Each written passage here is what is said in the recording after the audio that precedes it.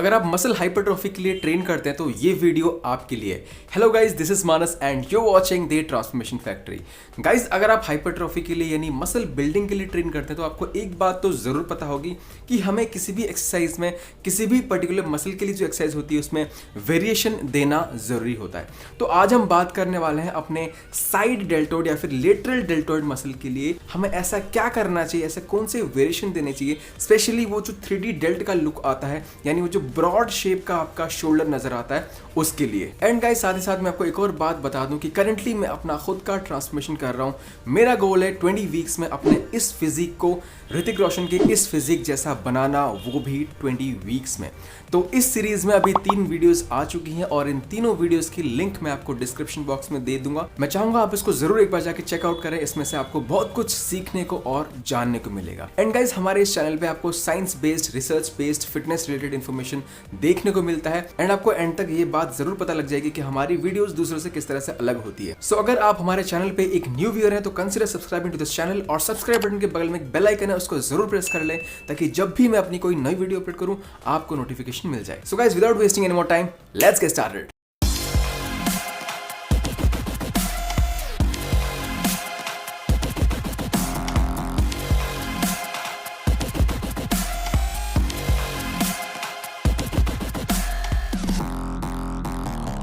So side deltoid के लिए, lateral deltoid के लिए मैं आपको एक ऐसी एक्सरसाइज बताने वाला हूं जो कि आप ऑलरेडी लगाते हैं, लेकिन ये जो वेरिएशन है वो आपने कभी ट्राई नहीं करा होगा। तो इस वीडियो में मैं आपको समझाऊंगा कि ये किस तरह से आपके मसल के लिए एक वेरिएशन है और क्यों है, और सेम जो लॉजिक है, सेम जो कॉन्सेप्ट है आपके बाकी सब मसल्स पे अप्लाई होता है। मैं धीरे धीरे उन मसल्स के लिए भी इस तरह की वीडियोस एक एक करके लाऊंगा, बट फिलहाल हम अभी बात करते हैं अपने लेटरल डेल्टोइड के बारे में। तो गाइस, जब भी कोई भी एक्सरसाइज करते हैं हमेशा हमारा मूवमेंट एक आर्क पाथ फॉलो करता है। फॉर एग्जाम्पल, अगर मैं बाइसेप कर्ल्स की बात करूं तो हमारे बाइसेप कर्ल्स में डंबल जो है वो सीधा ऊपर और नीचे नहीं आता है, वो एक आर्क शेप में ऊपर जाता है और एक आर्क शेप में नीचे आता है। ऐसे ही जब हम अपने साइड डेल्टोइड की एक्सरसाइजेस की बात करते हैं तो सबसे बढ़िया और बेस्ट एक्सरसाइज जो साइड डेल्टोइड के लिए वो है लेटरल रेजेस, चाहे वो उसको आप डंबल से कर रहे हैं, चाहे वो उसको आप केबल पे लगा के कर रहे हैं। तो यहाँ पे भी आपका जो मूवमेंट है वो बिल्कुल हॉरिजॉन्टल मूवमेंट इस तरह से नहीं होता है, ना ही बिल्कुल वर्टिकल मूवमेंट होता है। यहाँ पे भी आपका हमेशा एक आर्क फॉलो होता है।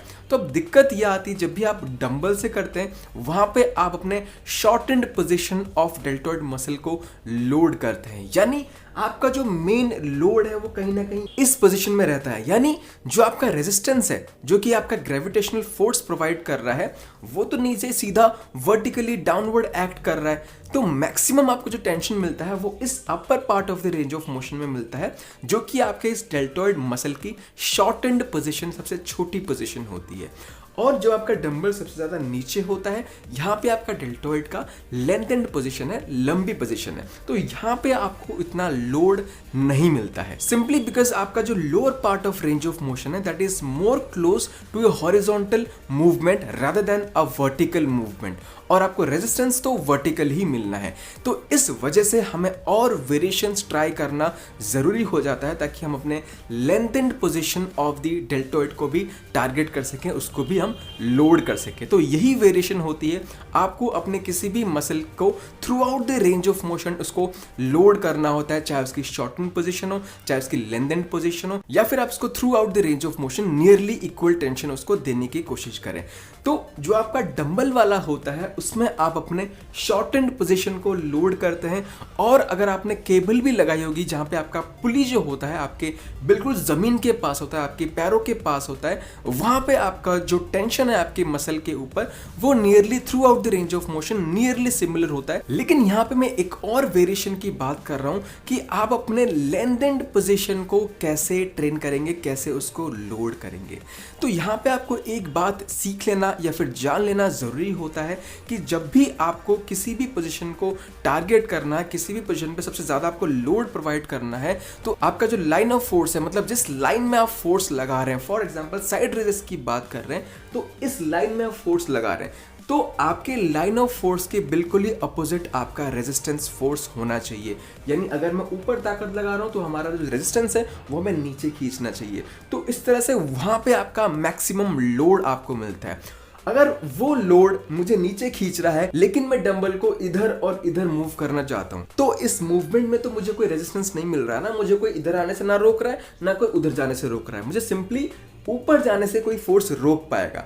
तो कभी भी आपको मैक्सिमम लोड अपने मूवमेंट पे प्रोवाइड करना है तो उसी मूवमेंट, उसी लाइन ऑफ फोर्स के अगेंस्ट में आपका रेजिस्टेंस होना चाहिए। तो इसलिए जब भी आप डंबल से या फिर कोई भी केबल से जब आप वर्कआउट करते हैं, आपका through out the range of motion में आपके हमेशा लाइन ऑफ फोर्स के बिल्कुल ही अपोजिट में आपका रेजिस्टेंस फोर्स नहीं होता है। डंबल का ही एग्जांपल जैसे कि मैंने आपको लेके समझा दिया, क्योंकि lower part of the range of motion में आपका जब डंबल यहां से यहां तक मूव करता है तब आपको जो रेजिस्टेंस है, आपको नीचे ग्रेविटी नीचे खींच रही होती है, लेकिन यहां से यहां तक मूव करने में आपको कोई रोक नहीं रहा है। तो ये जो part of the range of motion है ये लोडेड नहीं है, इसमें आपको कोई ज्यादा रेजिस्टेंस नहीं मिल रहा है। अब जब आप सेम चीज को केबल पे यानी पुलिस स्टेशन पे आप कर रहे होते हैं, कई लोगों को अब ये चीज समझ आ गई है कि भाई आपको केबल स्टेशन में through out the range of motion nearly constant tension मिलता है, तो लोगों ने इस पे शिफ्ट करना शुरू कर दिया है। लेकिन ये हाफ नॉलेज है, पूरी नॉलेज नहीं है। पूरी नॉलेज ये है कि आपको हर चीज पे काम करना है। डंबल वाला भी सही है, उसमें आप अपने शॉर्ट एंड पोजीशन में उसको लोड करते हैं। जो आपका केबल वाला जो पुली वाला सिस्टम है उसमें आपका nearly through out the range of motion equal tension रहता है। लेकिन जो मैं अब बताने वाला हूं, यहाँ पे आप अपने लेंथेंड पोजीशन को लोड कर सकते हैं। यानी जो नीचे वाला रेंज ऑफ मोशन है, यहाँ पे आपको सबसे ज्यादा टेंशन या फिर लोड मिलेगा। वो कैसे? आपको सिंपली अपने पुली को थोड़ा सा ऊपर लेके आ जाना है। यानी आप जब सिंपली नॉर्मली खड़े हैं, आपका जो फिस्ट का लेवल है, आपके जो मुट्ठियों का लेवल है, उसी के लेवल के आसपास आपका पुली होना चाहिए। तो इससे होता क्या है, जो initial part of the range of motion है, जो कि नियरली हॉरिजॉन्टल मोशन है, उस मोशन के बिल्कुल ही अपोजिट आपको पुली खींच रहा होता है। तो इस तरह से आपका जो लेंथेंड पोजीशन है, आपके शोल्डर, आपके डेल्टोइड मसल का जो लेंथेंड पोजीशन है, उसको आपने लोड किया। और जैसे जैसे आप ऊपर उसको उठाते जाएंगे, ऊपर आपको और आसान होता जाएगा, क्योंकि ऊपर वाला जो आपका रेंज ऑफ मोशन है वो नियरली वर्टिकल होता जाता है, लेकिन जो आपका रेजिस्टेंस है वो आपको वर्टिकली नीचे नहीं खींच रहा होता है। सो आई होप मैं इस कॉन्सेप्ट को आपको क्लियर कर पा रहा हूं। तो मैं ये नहीं कहना चाहूंगा कि कोई एक मूवमेंट सुपीरियर है, आपको सब करना है। जैसे कि मैंने कहा, हाइपरट्रॉफी के लिए, ओवरऑल बैलेंस्ड एंड सिमेट्री के लिए, ओवरऑल ग्रोथ के लिए आपको डिफरेंट वेरिएशंस को देना जरूरी है। मसल के डिफरेंट लेंथ्स को आपको टारगेट करना, लोड करना जरूरी होता है। आई होप आपको इस वीडियो से कुछ सीखने को मिला है। अगर कुछ सीखने को मिला है, please do may favour, video को लाइक करके अपने स्टोरीज में शेयर जरूर करें। आप बोलते हैं कि भाई मोस्ट अंडररेटेड चैनल है, आपका इन्फॉर्मेशन बहुत ही टॉप क्लास होता है, लेकिन आपके सब्सक्राइबर्स या फिर आपकी रीच इतना ज्यादा क्यों नहीं है? क्योंकि जब तक आप वीडियोस को शेयर अपने स्टोरीज में नहीं करेंगे तो ज्यादा लोगों तक हम पहुंच कैसे पाएंगे? तो प्लीज स्टोरीज में शेयर करके मुझे मेंशन जरूर कर दें। मेरी इंस्टाग्राम आईडी आपको स्क्रीन पे फ्लैश हो रही है। So that's it for today, that's a wrap on this video. मिलते हैं एक नई वीडियो के साथ। Till then stay fit, stay healthy, this is Manas, take care.